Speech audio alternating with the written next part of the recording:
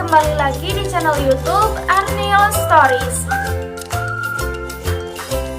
Selamat datang di cerita baru yang berjudul Merebut Hati Mama, yang ceritanya akan aku upload setiap hari. Jadi guys, maaf sebelumnya, aku mau cerita dulu. Awalnya cerita yang akan aku upload itu yang judulnya bukan salah kita, tapi karena ada kendala 1-2 hal, cerita Merebut Hati Mama akan aku upload duluan.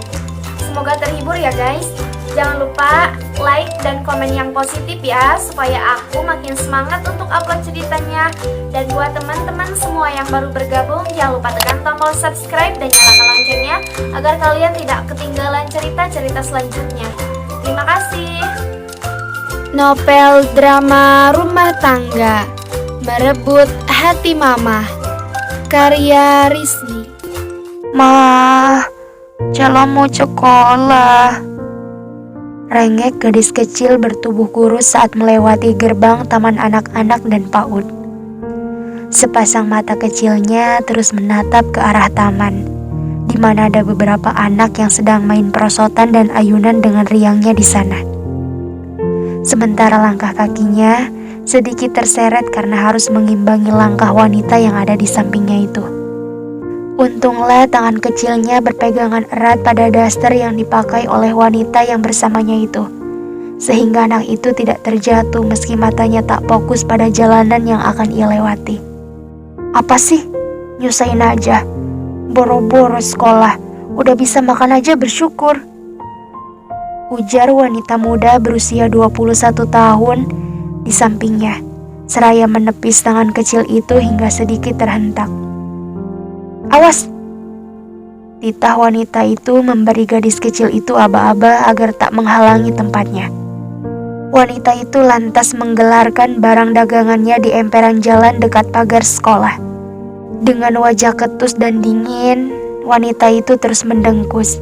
Sesekali dibentaknya gadis kecil itu saat gadis kecil itu tak mau menuruti perintahnya dengan cepat. Mau makan gak ntar siang? Kalau mau makan, cepat beresin nih mainan, biar anak-anak sekolah pada beli. Titah Dewi, wanita berwajah lumayan cantik yang dipanggilnya Mama oleh gadis kecil itu. Iya, Mah. Jehra, gadis kecil berusia 3 tahun yang 6 bulan lagi ia berulang tahun keempatnya itu mengangguk. Dengan cepat ia melakukan apa yang Dewi pinta. Menjajalkan mainan untuk dijual di emperan jalan sekolah taman anak-anak. Setelah selesai dengan tugasnya, Jehra duduk memeluk lututnya di samping Dewi. Setiap hari mereka berjualan di sana, kecuali saat hari-hari libur. Barulah mereka akan menjajalkan mainannya di tempat lain. Tak menentu, kadang di emperan dekat jalan pasar, kadang di dekat lapangan bola, kadang dekat taman kota, di mana saja asal dagangannya itu ada yang laku terjual. Ngapain, Dew? Ratna, teman Dewi saat di bangku sekolah dasar, menghentikan motor metiknya saat melihat Dewi tengah duduk di pinggir jalan. Jualan, Rat, jawab Dewi pendek seraya menyeka keringat di keningnya. Jualan apa? Tanya Ratna lagi. Banyak, tuh lihat aja sendiri biar jelas. Dewi menjawab ketus, matanya terus memperhatikan sekitarnya. Ini anak kamu, Dew. Ratna tersenyum pada gadis kecil itu. Iya. Mood Dewi semakin jelek saja. Semoga laku ya, Dew, dagangan kamu. Ayo ya, aku mau kerja dulu, takut kesiangan nih. Ratna melajukan motornya lagi. Meski sebenarnya Dewi merasa malu karena harus berjualan di pinggir jalan, namun ia terpaksa melakukannya karena tak ada cara lain untuk dia mendapatkan uang.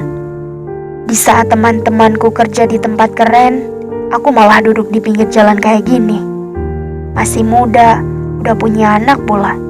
Miskin, suami gak jelas pergi kemana. Jadilah aku menyandang gelar janda di usia 21 tahun. Lengkap sudah. Dengkusnya seraya membereskan mainan yang masih belum terjajalkan. Sementara di sampingnya, Jehra hanya bisa dia memandangi tingkah mamahnya tanpa berani bertanya. Jangankan bertanya, Bernapas saja rasanya Zehra selalu salah di mata Dewi. Dewi memang kerap memperlakukan Zehra seperti anak tiri di negeri dongeng saja. Dibentak, dimarahi, direndahkan, diusir, disuruh bekerja terus-menerus, dicubit dan lainnya.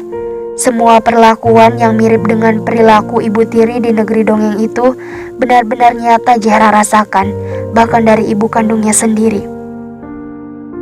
Membuat anak yang baru berusia 3 tahun itu bahkan sudah merasa terbiasa dengan semua perlakuan itu.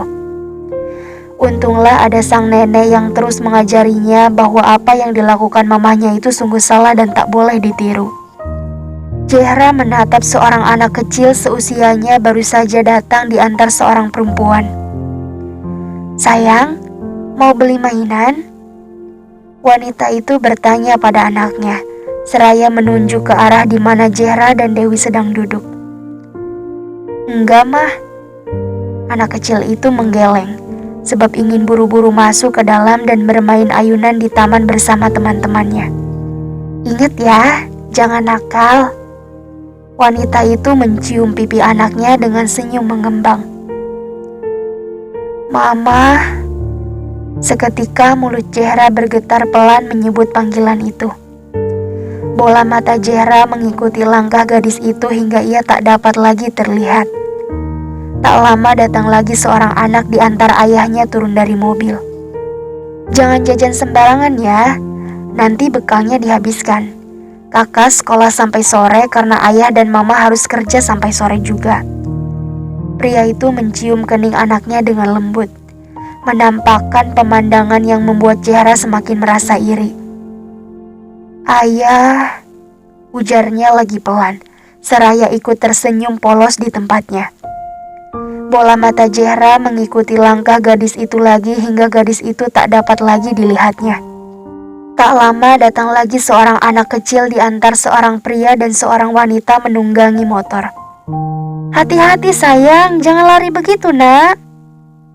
Pria yang mengantarnya sedikit berteriak, dan wanita yang bersamanya bergegas menyusulnya hingga ke dalam. "Mama, ayah." Senyum Zehra terlukis tipis. Bola mata Zehra mengikuti langkah wanita itu hingga wanita itu tak dapat lagi dilihat oleh Zehra. Andai gadis kecil itu bisa meminta, betapa dirinya ingin seperti teman-teman seusianya. Diantar sekolah, dipeluk, dicium, dikejar, disuapi makan, ditemani main, dijemput sekolah. Sayangnya mulut kecil itu bahkan belum paham bagaimana cara memintanya. Zehra sering bercerita pada mbahnya, "Mbah, Cela tak mau apa-apa. Celanya mau mama, tersenyum kalau melihat Cela," ujarnya dengan bahasa yang bahkan belum bisa dipahami dengan jelas. Sebuah keinginan sederhana dari seorang anak berusia 3 tahun, namun ia sendiri tidak tahu bagaimana caranya agar keinginannya itu bisa terwujud. Tangan kecilnya membereskan anak rambut yang tertiup angin. Keringatnya mulai membasahi baju lusuh yang ia pakai. Matahari mulai menyorot ke arahnya, tapi gadis itu masih diam di tempatnya, sebab tidak ingin membuat sang mama marah-marah lagi.